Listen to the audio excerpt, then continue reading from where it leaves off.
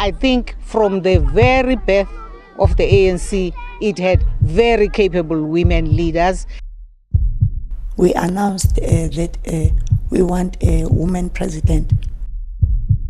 If the Women's League wants a woman president, let them work for it. Let's work for it. Questions about whether a woman is capable or not being a ruler are problematic because they reflect the dangers of a heteronormative patriarchal system. This system promotes the idea that men are natural-born leaders and women are subordinate. However, throughout history, women have demonstrated leadership. For instance, during the Mineral Revolution, when men were forced to work in the mines, women led their households and communities. They are leaders just like men. The history of South African women in politics is rooted in the struggle against apartheid and the transition to democracy. For example, on August 9, 1956, women led a march to the Union buildings to protest the passed laws, an event that preceded the Sharpeville massacre on the 21st of March 1960.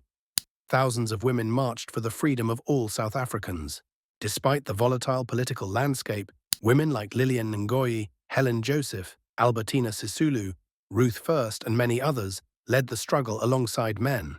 However, the contributions of these women and those currently in politics are often overlooked.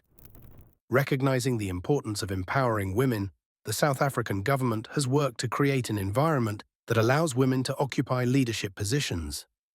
The 1996 Constitution of the Republic of South Africa includes provisions to prohibit gender discrimination. Democracy in South Africa has come a long way since the ANC, led by the late Nelson Mandela, was voted into power 3 decades ago. Our country has progressed significantly from the early days of colonization, when native South Africans were denied political power, to where we are today. This brings me to today's video, finding South Africa's next woman president. In making this video, I considered the EFF, but the party has struggled to elevate anyone other than their commander-in-chief to a leadership position. A decade later, we still don't know who could replace Malema. If he were to leave, the party's future would be uncertain. However, that's a topic for another video. The DA, on the other hand, came close with Mbali Mbatha and Dr. Mpho Phalatse, both of whom are deserving and would make great leaders. I have no complaints about them, but the DA party has made its preference for being led by certain demographics clear, so let's just move on. The most likely party to produce a woman president in South Africa is the ANC, as they have a history of grooming leaders for future roles. There are several potential female candidates to consider, starting with Maripane Ramakgopa, currently the ANC's second Deputy Secretary General and a Special Advisor on International Relations to President Ramaphosa. In 2006, at age 26, she was appointed Executive Mayor of a Northern Cape District municipality by former President Thabo Mbeki. She also served as the head of mission at the South African Consulate in Mumbai, India, from 2016 to 2020, appointed by former President Jacob Zuma. Nomvula Mokonyane, one of the most politically experienced candidates, she has served as the Premier of Gauteng and as a Minister of 3 different departments: Communications, Environmental Affairs, and Water and Sanitation.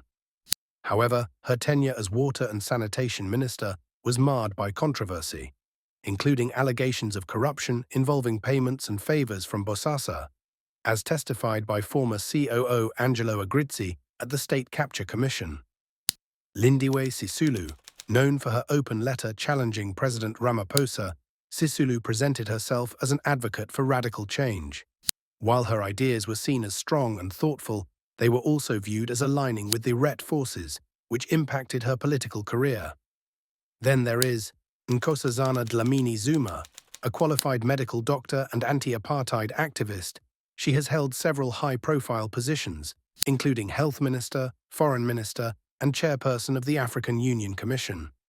She was offered the post of Deputy President by Thabo Mbeki in 2005, but declined. Dlamini-Zuma is considered one of the most qualified women to lead the country. And lastly, we have Naledi Pandor. With an impressive portfolio, she has been a Member of Parliament since 1994 and has held various ministerial positions. She has garnered significant support for her stance on international issues such as the war in Gaza, demonstrating that South Africa can appreciate women's potential to drive change. When asked whether South Africa was ready for a female president 25 years into democracy, former National Assembly Speaker Baleka Mbete expressed that the country was not psychologically prepared for such a leader. She acknowledged that there are women capable of leading, but highlighted that the prevailing mindset, women are not the type of people to lead, overshadows their potential. This mindset was evident at the ANC conference, where delegates voted for Ramaphosa over Nkosazana Dlamini-Zuma. If just 200 delegates who supported Ramaphosa in 2017 had voted for her instead, she would have won and succeeded Jacob Zuma. The ANC Women's League has consistently advocated for a female president. Batabile Dlamini once stated that they would vigorously campaign for a female candidate to become the next president, describing this goal as a principled vision. We've said we want a woman president, and we don't want people to come up with flimsy ideas for having a male president. She emphasized the desire for a female president to succeed Ramaphosa. However, this ambition could be affected by the party's performance in the 2024 national elections. Furthermore, electing a woman as president while the party is struggling could be seen as an example of the glass cliff effect. This phenomenon describes a situation where women are more likely to be appointed to precarious leadership roles in failing organizations, while men are more likely to be appointed to stable leadership roles in successful organizations. If the ANC were to elect a woman president under such circumstances, it could be seen as perpetuating this effect. I'd like to conclude this video with some final thoughts. In South Africa, the media plays a significant role in shaping public perception and promoting certain individuals. They often have their favorites, and those linked to Jacob Zuma, like NDZ and Sisulu, don't receive the same favorable coverage. The media has largely sidelined Pandor as a potential presidential candidate, partly due to her involvement in the ICJ case. Another factor is financial backing.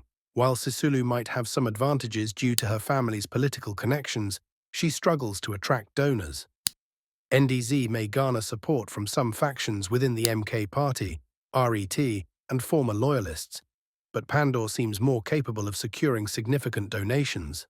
Lastly, public opinion plays a crucial role. Pandor appears to have the most influence among the potential candidates. Some people still resent NDZ for banning cigarette sales during the pandemic, which led to illegal tobacco smuggling. Public opinion is still heavily influenced by mainstream media, and Pandor seems to benefit the most from this. Additionally, there's a gendered aspect to consider. If we're honest, many South African women may not support a female president, struggling to believe one of their own could achieve such a significant victory. This mindset needs to change. If women unite behind a common candidate, it would be easier to build effective defense strategies. South Africa could potentially thrive under a woman president, and if we elect one, we should grant her full control of the National Assembly. As enjoyable and inspiring as it has been to create this video, it's important to acknowledge the harsh realities faced by women in South Africa. In this country, women often earn less than men for the same job and are subjected to various forms of violence and patriarchal oppression. Despite many women leading families, often on their own, community organizations and networks, societal attitudes rooted in patriarchy persist. Even women who reach high positions, like CEOs, often feel the need to constantly prove their worth. Particularly, black women continue to be seen as inferior by the dominant forces of society. The ANC, despite its strong statements supporting women's empowerment, is still part of this society. As a result, women are largely absent from regional and national leadership structures. The advancement of a few women within the National Executive Committee may give the illusion that patriarchy has been defeated, but it remains very much alive. For instance, there's speculation that Mbali might be considered a candidate to replace Ramaphosa in 2027. With that said, I want to wish all women in South Africa a happy Women's Day.